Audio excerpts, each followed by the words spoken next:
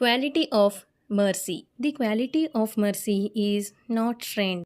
ದಯೆಯ ಗುಣ ಬಲವಂತದಿಂದ ಬರುವುದಿಲ್ಲ. ದಯೆ ಎಂಜಾಯಿಸಿದಂತೆ ಅಥವಾ ಬಲವಂತಾಗಿ ಬರುವುದಿಲ್ಲ, ಅದು ನೈಸರ್ಗಿಕವಾಗಿರುತ್ತದೆ. It droppeth as the gentle rain from haven.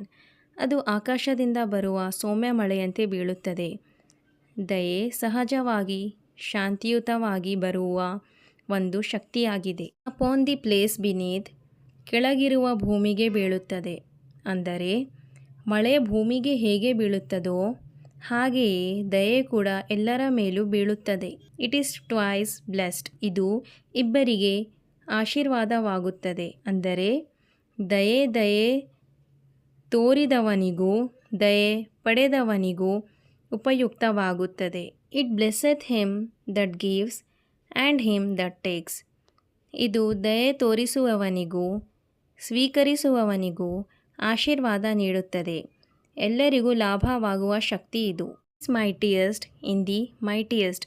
ಬಲಶಾಲಿಗಳಲ್ಲಿಯೇ ಇದಕ್ಕೆ ಅತ್ಯಂತ ಶಕ್ತಿ ಇರುತ್ತದೆ. ಇಟ್ ಮೀನ್ಸ್ ದಯೆ ತೋರಿಸುವ ಶಕ್ತಿ ಬಲಶಾಲಿ ರಾಜರು ಅಥವಾ ಅಧಿಕಾರಿಗಳಲ್ಲಿ ಹೆಚ್ಚು ಪರಿಣಾಮಕಾರಿ.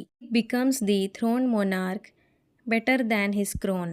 ರಾಜನ ಮುಕುಟದಕ್ಕಿಂತ ದಯೆ ಅವನನ್ನು ಹೆಚ್ಚು ಗಂಭೀರವಾಗಿಸುತ್ತದೆ.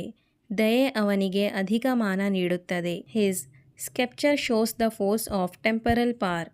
ಅವನ ಕೈಯಲ್ಲಿರುವ ದಂಡ ತಾತ್ಕಾಲಿಕ ಅಧಿಕಾರದ ಪ್ರತೀಕವಾಗಿದೆ. ಇದು ರಾಜನ ಅಧಿಕಾರವನ್ನು ತೋರಿಸುತ್ತದೆ. The attribute to awe and majesty. ಭಯ ಮತ್ತು ಘನತೆಯ ಲಕ್ಷಣವಾಗಿದೆ.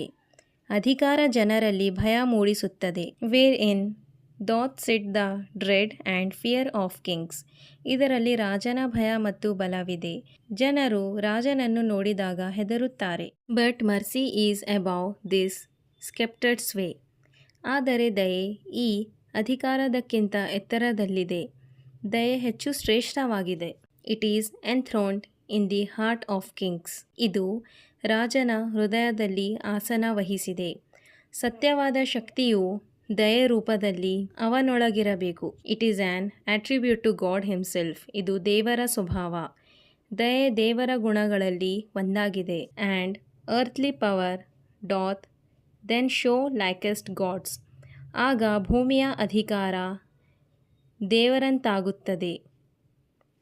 ದಯೆಯೊಂದಿಗೆ ಅಧಿಕಾರವನ್ನು ಬಳಸಿದರೆ ಅದು ದೇವನಂತಾಗುತ್ತದೆ. When mercy seasons justice.